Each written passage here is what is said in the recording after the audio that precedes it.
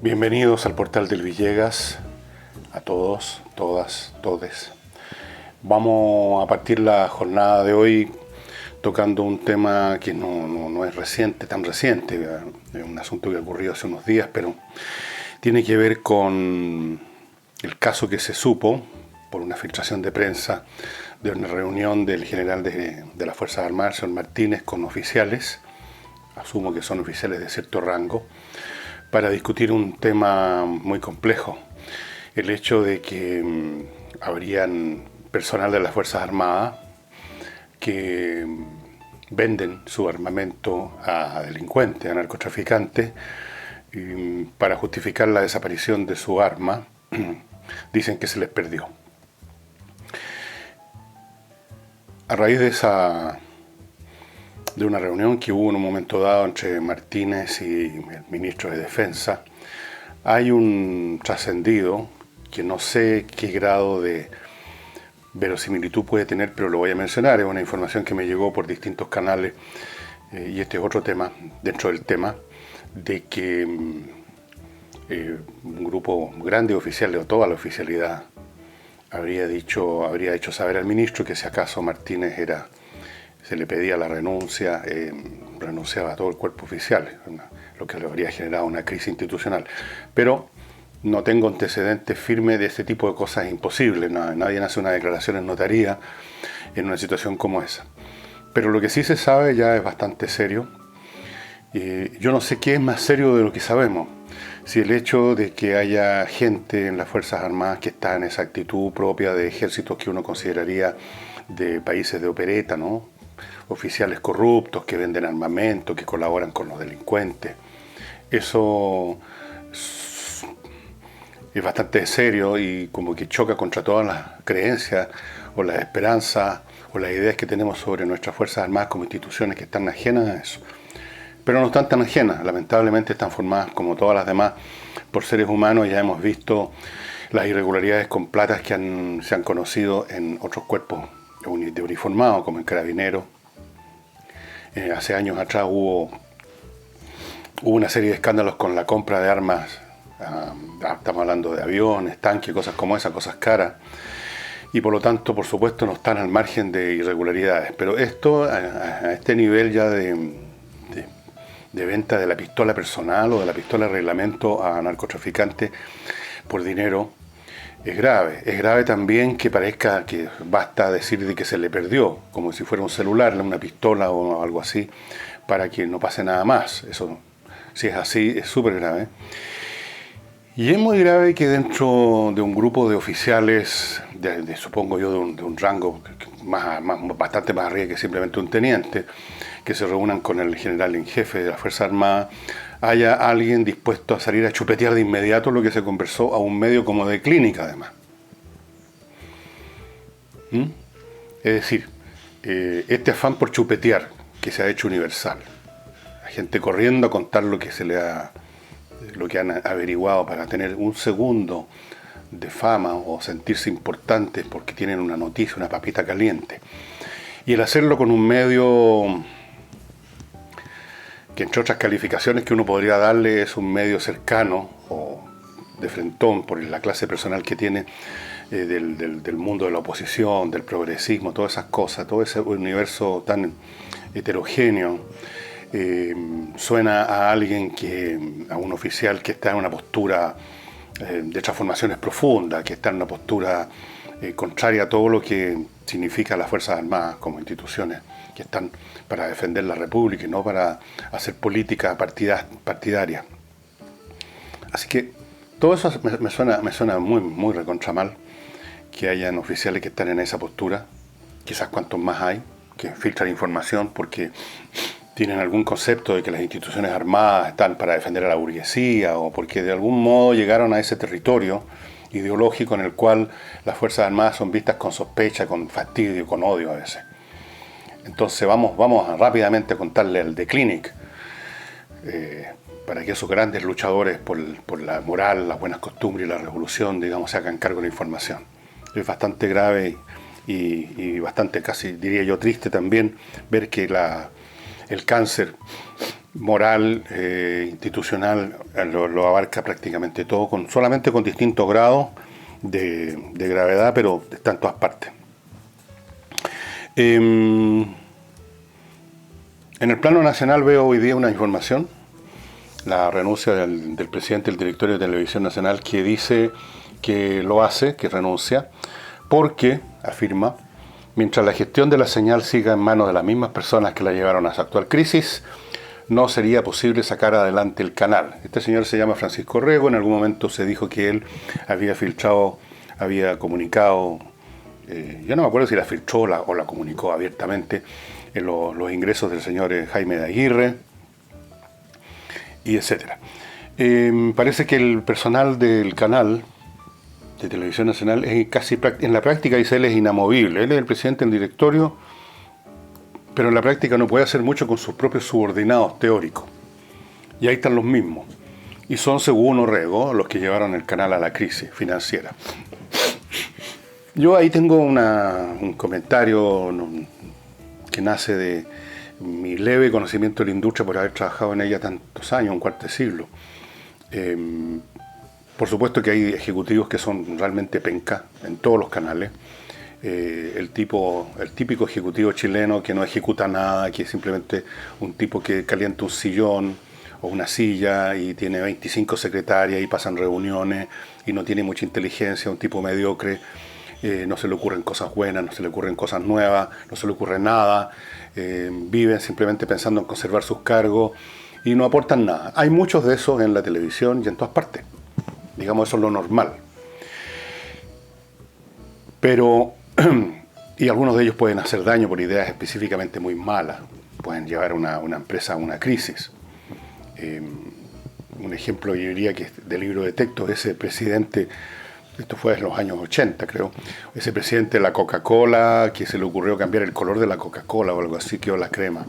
O sea, fue contra toda la tradición del producto, en fin. Pueden haber ejecutivos que efectivamente aportan un grano o incluso más de un grano a una mala gestión. Pero, y ese es el punto que quiero ir, la televisión, ya sea el canal nacional o cualquier otro, no está tanto en crisis por estos ejecutivos penca que hay siempre, en todas partes, sino porque la institucionalidad de la televisión abierta, las estructuras organizacionales que se desarrollaron desde el momento mismo en que nace la televisión en Chile en 1962 para el Mundial de Fútbol, hasta por muchas décadas, los años 60, los años 70, los años 80, y ya un poquito, en principio los años 90, pero sumemos los años 90 también podríamos sumar, son por lo menos unas 4 décadas en que la televisión no tenía problemas con los ingresos porque se llevaba la parte del león de la publicidad chilena. Prácticamente el 90% de la publicidad iba a los canales de televisión, a su vez porque la televisión era un medio muy consumido por el público. La gente se pasaba la vida viendo televisión. La televisión era el medio de entretención. Para los más viejos, les hago un recuerdo.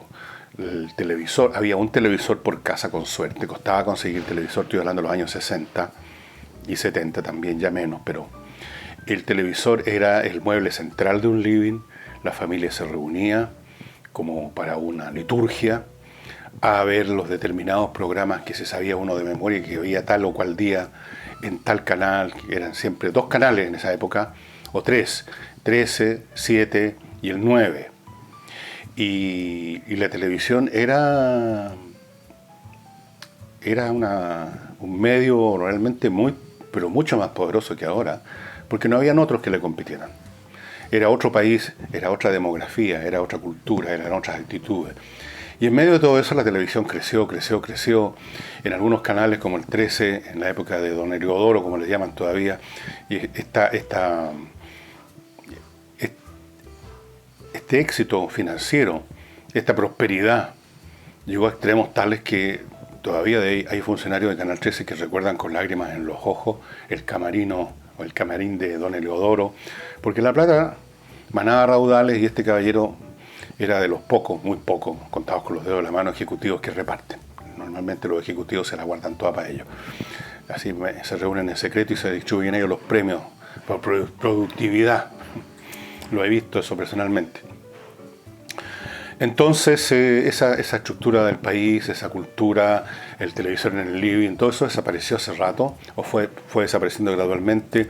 Aparecieron otros medios de entretención, desde luego aparecieron primero las cintas de video. ¿Se acuerdan ustedes el Betamax? La gente yendo a unos locales medios clandestinos que arrendaban películas. Después viene el otro sistema que también es de video. Después aparece la internet, la televisión por cable, en fin, millones de cosas. Ya la televisión no es lo que era. Y por lo tanto, la crisis que menciona el señor Orrego básicamente tiene que ver con que las estructuras institucionales que tiene la televisión como resultado de todos esos años de prosperidad y de éxito absoluto, incontrarrestable, y que permitían tapar todo, así como una pleamar tapa la basura que hay en la playa, la pleamar de dinero tapaba todas las ineficiencias administrativas, los despilfarros, los gastos excesivos, el exceso personal, daba lo mismo, echaba plata para pagarlo todo. Eso se acabó. Y claro, en algunas partes pueden seguir esas prácticas, los salarios, los honorarios que ganan la gente de la televisión son todavía, quizás no tanto como antes, pero todavía son muy altos. Y bueno, ahí está, se dice que don Jaime de Aguirre gana 18 palos mensuales, el director del canal. Bueno, dicho sea de paso, Jaime de Aguirre, a quien conocí por muchos años, es uno de esos ejecutivos eficientes que hay. Y quizás por eso gana tanta plata. Pero en general, la crisis de la televisión tiene que ver con un problema estructural, para decirlo elegante. No es meramente que haya muchas personas que no se quieren ir, que son ineficientes, que ganan mucha plata. El tema de fondo es ese. Y pasemos ahora a otra cosa. En unos días más, el viernes, entiendo que se inaugura en Buenos Aires la reunión del G20 y van a acudir ahí toda la gente linda de la política internacional. Va a estar el presidente Trump, va a estar el presidente China Xi, o sea, el emperador de China ahora, va a estar Putin, van a estar todos. Van a estar todos los importantes.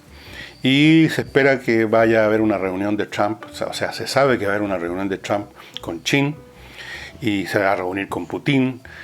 Y en medio de eso se aguarda que Xi y Trump pudieran llegar a un acuerdo para suspender, terminar o mantener en el limbo por un rato, o en todo caso de algún modo aflojar la tensión que está produciendo la guerra comercial que hay entre esos dos tremendos países. Las dos economías más grandes del mundo están, como ustedes saben, en una guerra comercial originada por el deseo de Trump de terminar con lo que él considera las prácticas abusivas de China, entre las cuales quizás la más gravosa para Occidente, porque esto le pasa también a Europa, es el robo descarado de tecnología. Gran parte, no toda, pero gran parte de los avances tecnológicos chinos tienen que ver con copias, son copiones. Han copiado, incluso el plano armamentístico, en algún momento me acuerdo que los rusos reclamaron, estaban molestos porque los chinos le copiaron a la pata la tecnología de sus aviones de combate. Los Sukhoi 29, creo que era el modelo que copiaron. Y esa es una parte. La otra son las políticas financieras, las políticas de impuestos que aplican, las dificultades que le imponen los chinos a las empresas occidentales para participar del mercado chino. A su vez, cómo China invade Occidente con productos que a veces están subsidiados por el Estado y por lo tanto tienen precios que no se puede competir con ellos. Bueno, muchas prácticas, muchísimas. Trump dice que los chinos han estado usando de eso desde hace décadas, desde siempre, y pretende ponerle fin. Y ahí se inició la guerra comercial, que se expresa como impuestos adicionales a los productos del otro. Naturalmente que hay sectores de la propia economía norteamericana que reclaman, porque en general los que se habían acomodado a ese sistema están pensando sus ganancias inmediatas. Eso es lo que es la manera de mirar siempre de los empresarios. Como voy en la parada hoy día y mañana. No están pensando en el país, ni mucho menos a 10 años plazo. Están pensando en sus ganancias del minuto. Y por consiguiente ha habido resistencia en Estados Unidos a las medidas de Trump. Pero en fin, vamos a ver qué sale de esto. Si hay un arreglo o no, a mí me parece difícil que una situación que tiene bases tan profundas, tan vastas, simplemente se vaya a arreglar ahora en el G20, a menos que ya esté arreglado en el fondo, porque por supuesto todo el tiempo han estado las autoridades económicas y financieras de China y Estados Unidos conversando todo este tiempo, y quizás ya tienen un paquete para resolver el tema y simplemente Xi y Trump lo van a firmar y van a hacer el ceremonial. Puede ser, veamos a ver qué ocurre, eso en el G20. Dicho sea de paso, a esta reunión va a ir este príncipe de Saudi Arabia, ¿no? Se llama Bin Salman. Bin Salman. El hombre que prácticamente con toda seguridad fue el que ordenó el crimen del periodista Khashoggi, y que lo mataron en el consulado, en la embajada o en el consulado de Arabia Saudita en Turquía, y se deshicieron del cuerpo, una cosa muy, muy siniestra, ejecutada por un grupo de 12 o 15 personas pertenecientes a aparatos de inteligencia o militares que están bajo la directa dependencia de este señor Bin Salman, de manera tal que está claro que la orden vino de ahí. Pero Trump ya ha anunciado que no va a tomar mayores acciones de castigo, de sanción contra Arabia Saudita por este hecho, por la importancia que tiene Arabia Saudita para Estados Unidos. Y Trump piensa, supongo, que no porque hayan asesinado a una persona, cuando en el mundo se asesinan todos los días en guerras de todo orden o acciones de organizaciones secretas de los estados, no por eso van a poner fin a una relación económica y estratégica de primera importancia para Estados Unidos. Por supuesto, la oposición, los demócratas, han hecho un escándalo de eso porque ellos no están en el gobierno. Lo cual es una hipocresía salvaje, porque los demócratas, cuando han estado en el gobierno, también han practicado directamente las mismas acciones que ahora se le achacan a este príncipe saudí. O sea, los estados cometen crímenes de todo orden. Entonces, lo de los demócratas es una hipocresía salvaje. Pero los demócratas en Estados Unidos tienen una postura que ya les voy a contar en relación al tema de los inmigrantes y de las situaciones que se han estado viendo en la frontera. Antes de eso les voy a recordar, amigos, Eternal Love. Esta tienda, esta joyería, que es muy distinta a las joyerías que usted pueda conocer. Ellos iniciaron en la zona franca de Iquique, se vinieron a Santiago y trajeron la misma práctica del duty free. ¿Cuánto va a durar esto el duty free? Sepa moya. Pero en este momento está vigente. Pero eso quizás ni siquiera eso sería lo más importante. No es tanto más importante, acaso, estimado amigo, la calidad de las joyas que entrega un establecimiento como este, el diseño de las argollas, de las joyas, de los anillos de compromiso, de los pendientes, de toda la joyería de Eternal Love es completamente distinto a todo lo que usted conozca. Son obras de orfebrería realmente muy, pero muy hermosas, inspiradas, yo creo, en el arte morisco, arábigo, que predominó en el sur de España por siglos, de los siglos amén, y que se hace presente en muchos elementos de la cultura española, como el flamenco, por ejemplo, y aquí se expresa en la joyería por el diseño, la filigrana. Son joyas realmente preciosas y ustedes pueden verlas en la tienda que está en el Mall Plaza Los Dominicos. Ahí está Eternal Love. Mall Plaza Los Dominicos, que está en Las Condes. Fuera de eso, usted puede entrar al sitio web, que es eternallove.cl, y ahí probablemente va a poder ver, o sea, seguramente va a poder ver fotografías del tipo de joyas que le estoy diciendo que son tan especiales. Y no olvide este descuento de Duty Free, que es como mínimo un 20%. Ahora, si usted compra por online, en este sitio Eternal Love, hay algunos productos que tienen un descuento adicional, de forma que en una de esas usted termina comprando una hermosísima joya con un 40% de descuento. Así es que échele una miradita a Eternal Love. Y continuando con esto de la política americana, que es muy interesante. No se arranquen del programa porque no estoy hablando de Chile, porque tiene mucho que ver con Chile también. Tiene mucho que ver con las prácticas que están adoptando las miradas y los enfoques del mundo, que están adoptando sensibilidades progres en todas partes. Incluso sensibilidades progres que pertenecen a tradiciones políticas muy distintas. Pero se está produciendo un fenómeno mundial que los aúna. Fíjense ustedes que hubieron incidentes en la frontera una vez más, y ustedes pueden ver las imágenes en YouTube o en canales de noticias norteamericanos.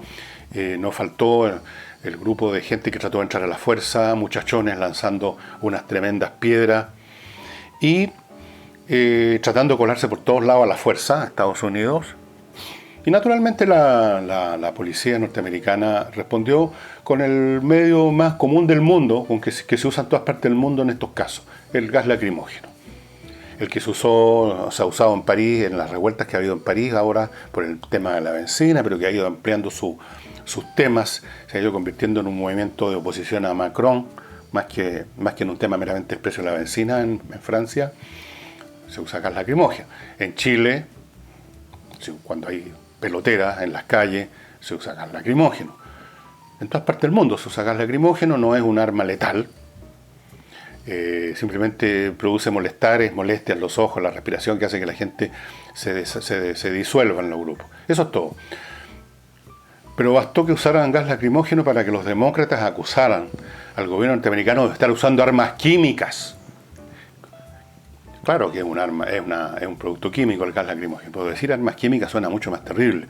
Hace pensar en las armas que se usaron en la Primera Guerra Mundial. Luego dijeron que se estaban usando ese gas contra mujeres y niños. ¿Por qué dijeron esto? Porque en medio de la pelotera, en medio de estos grupos agresivos que estaban formados en un 99%, y ustedes los pueden ver, si están ahí las imágenes, por muchachones, por hombres, jóvenes, fornidos, unos energúmenos, esa es la verdad. De repente, por supuesto, entre medio hay una mujer y hay un niño, siempre hay. Y cuando se empieza a esparcir el gas lacrimógeno, por supuesto, todo el mundo lo termina respirando. Y entonces, pero hay justo una foto, ese tipo de fotos que algún fotógrafo tiene la suerte de hacer, que reúnen todo el drama, que hace que esa foto circule por el mundo y se convierte en un ícono falso. Porque eso no era una manifestación de mujeres y niños, era una manifestación de hombres jóvenes, con alguno mujer o niño por ahí entre medio. Algunos de ellos llevados incluso por esos jóvenes manifestantes a la primera línea, precisamente para estos efectos políticos, de generar esta imagen, esta sensación. Entonces no se trata de que la policía estaba disparándole precisamente a esa señora y a ese niño, pero eso es lo que acusaron en los demócratas, que estaba disparándole gases lacrimógenos a mujeres y niños. Y así sucesivamente convirtiendo un tema policial, donde se usa un medio común y corriente como el gas lacrimógeno, en un verdadero ataque a los derechos humanos, pues también se usó esa expresión. Es decir, ustedes ven un patrón común: satanizar el uso incluso de una fuerza pública bastante benigna, llamemos así, porque el gas lacrimógeno nunca ha matado a nadie, en una cosa salvaje, cruel, propia de los nazis, para ir de esa forma desacreditando moralmente y políticamente a un régimen. Y acá en Chile lo hemos visto cuántas veces. La policía interviene para parar a una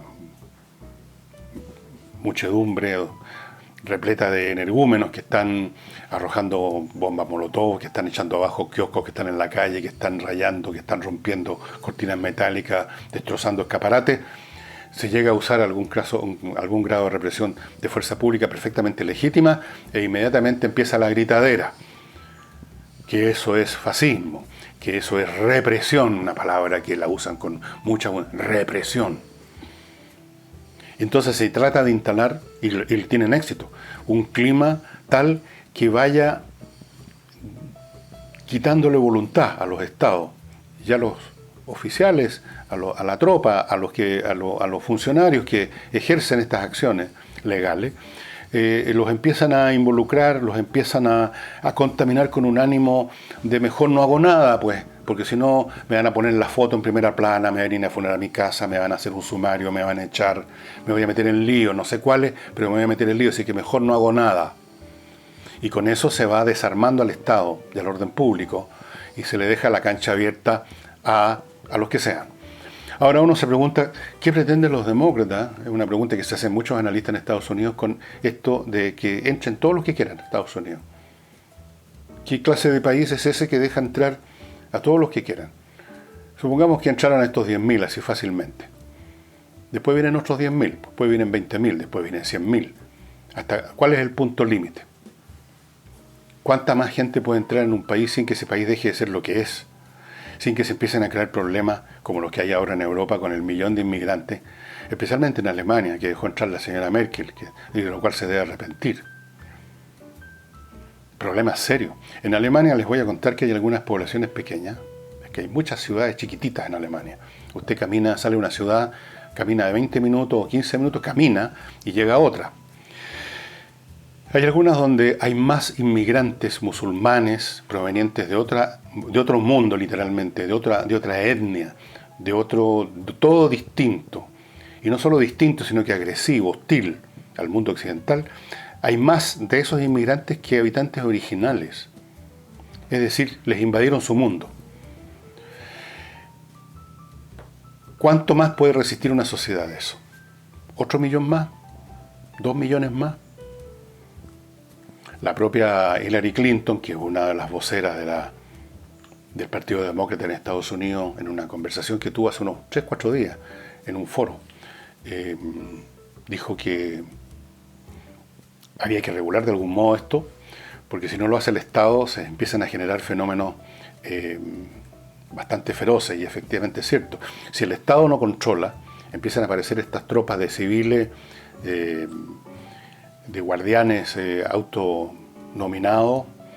En Estados Unidos cualquiera tiene armas y pueden haber asesinatos y crímenes. Se generan climas racistas que existen cuando se produce se sobrepasa cierto número en la llegada de pueblos ajenos al que los está recibiendo. Y se producen toda esa clase de fenómenos feroces porque la convivencia entre las distintas tribus de la humanidad es muy dificultosa. Es muy dificultosa incluso entre miembros de la misma tribu. Entonces, si uno quiere evitar que se generen las peores pasiones racistas y xenofóbicas, y empiecen venganzas privadas, y empiecen a salir ejércitos privados, y empiecen a agarrar más vuelo, eso que llaman los partidos neonazis o extremistas, entonces el Estado es el que tiene que hacerse cargo. Y eso es lo que ha querido hacer Trump en Estados Unidos. Poner un tope a un proceso que ya ha llegado a niveles impresionantes, y ahí a eso es lo que los demócratas en Estados Unidos, que han cambiado completamente su textura interior, su textura ideológica, se han convertido en una especie de partido de izquierda en Estados Unidos, se oponen y lo convierten en forma muy oportunista, en un pretexto para atacar al gobierno de Trump.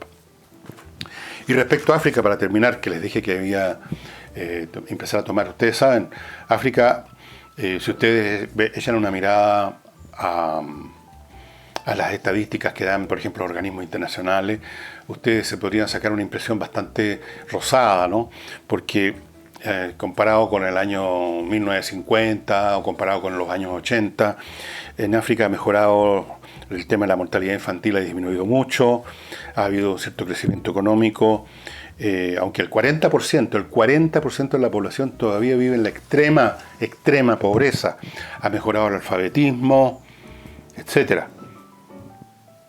Pero al mismo tiempo, África es el continente con el mayor número de conflictos, ya sea de guerras entre naciones, o guerras civiles, o guerras de guerrilla.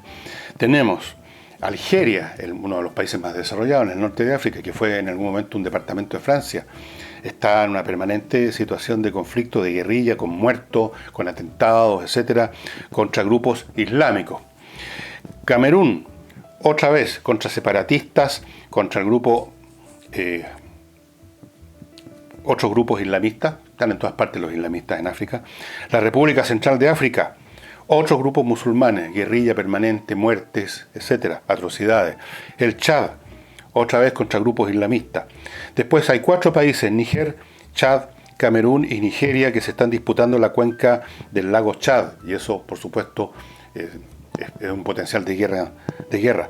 La República Democrática del Congo, Egipto, otros grupos islamistas, Libia, Etiopía, Malí, y sigue la lista. África es una bomba.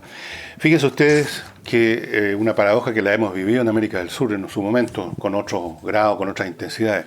Estas mejorías de mortalidad infantil, de alfabetismo, más educación, son el resultado bastante esperable y fácil, casi diría yo, de cuando se parte de cero. En un país donde los niños se mueren prácticamente todo, o casi el 90%, usted llega con unas pocas y simples medidas de salud y de higiene y obtiene enormes mejorías. En un país donde son todos analfabetos, usted llega con unas cuantas escuelas y mejora el alfabetismo. Y en África, muchas de estas iniciativas de salud, de educación, han sido manejadas hasta el día de hoy por organizaciones internacionales. Organizaciones internacionales que tienen muchos nombres y que son de los más distintos orígenes, financiadas por ciudadanos occidentales que ponen una parte para educar a un niño, para fundar una escuela, para un proyecto de agua en una aldea, miles de cosas como esas. Iniciadas, diseñadas y ejecutadas por gente de Occidente, por organizaciones internacionales, otros que reparten alimentos. Entonces, claro, usted obtiene esos beneficios, pero esos beneficios se transforman en una maldición después. Cuando usted tiene una generación que ha logrado vivir, en vez de morirse de inmediato en la cuna, y que ha logrado algún grado de educación, porque hubo una organización internacional que le enseñó a leer y a escribir, usted lo que tiene es una generación que presiona, que demanda, que exige, a estados que siguen siendo no mucho mejores, y quizás muchas veces peores, que lo que eran cuando eran colonias. O sea, aparatos institucionales de una fragilidad absoluta. Aparatos institucionales manejados por unas castas que tienen a veces un origen tribal, que son de una absoluta corrupción, que son de una total brutalidad y que no entregan prácticamente nada a sus poblaciones. Simplemente se forran los bolsillos entregando concesiones de algunos de los riquísimos recursos que hay en África, por ejemplo, minerales, petróleo, qué sé yo, café, cultivos industriales, cosas que están en manos de empresas internacionales. Entonces estas castas militares, de ahí viene la expresión de los gorilas para referirse a este tipo de militares, profitan de eso, se llenan los bolsillos, no hacen nada por sus pueblos, y entonces todos estos progresos de alfabetismo, de salud, de mortalidad infantil, no hacen otra cosa que aumentar la población que está siendo maltratada o no tratada en absoluto por sus élites políticas y militares. Y por eso se ha dicho que África es una bomba.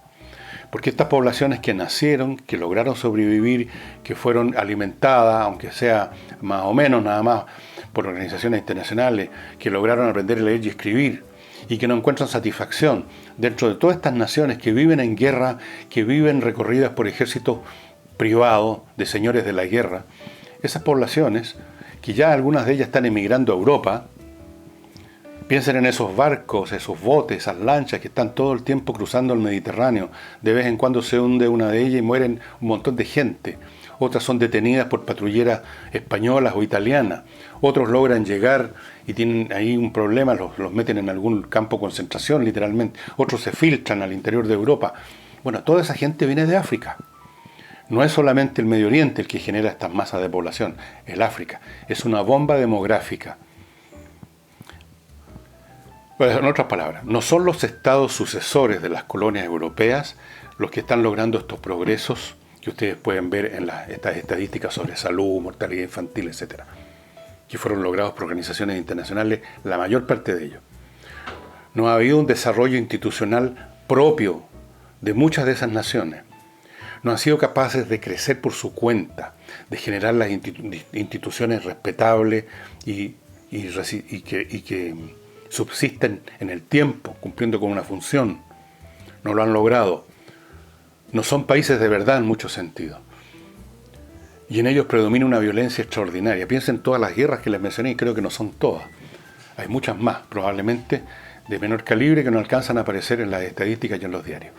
Y antes de irnos les quiero recordar que los calores brutales que ya se están empezando a sentir en Santiago y probablemente en otras partes del país, se pueden combatir maravillosamente con Climo, la empresa tecnológica chilena que les suple de estos artefactos que ustedes ven a mi izquierda, que son capaces de cumplir todas las funciones, es decir, climatizan su casa en verano, les da frescor, en invierno les calefaccionan, tienen sistemas de filtrado del aire a la pasadita, beneficio adicional, funcionan con electricidad y gastan muy poco, por lo tanto usted se ahorra todo este tema de quemar combustible, depender del camión de reparto, etcétera. Están conectados a internet, por lo tanto usted los puede controlar a distancia, como lo hace también la empresa para mantenernos en el pic de su rendimiento. Puras ventajas por el lado técnico. Y por el lado financiero, usted no tiene que invertir comprando nada. Usted arrienda el servicio, y esto es una invención que se hizo en Chile y mereció un premio internacional. Arrienda el servicio, arrienda el clima. Ahí están ustedes viendo el precio por equipo al mes. Menos de lo que cuestan muchos arriendos de otros servicios.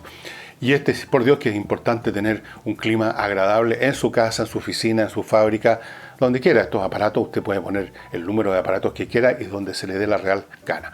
Esa es la renta por equipo.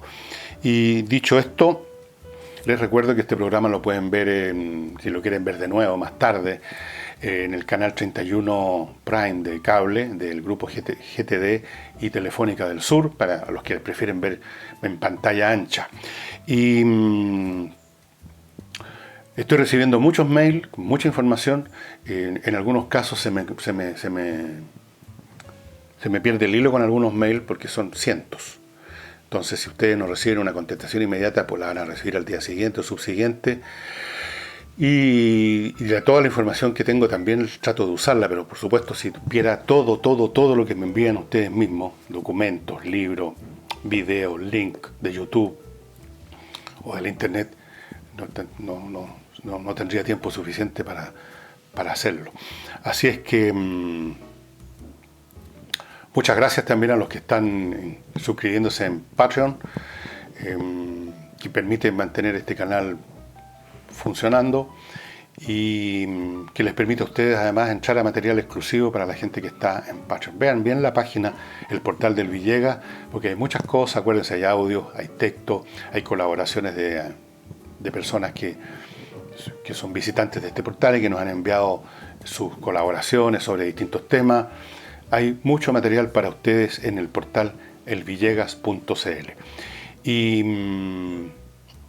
vamos a ver qué pasa con el tema de la reunión G20, que es muy importante para nosotros. No olviden, por favor, que ya no tiene mucho sentido hacer distinciones entre noticias nacionales e internacionales, porque somos un solo conventillo mundial. Hasta mañana y muchas gracias.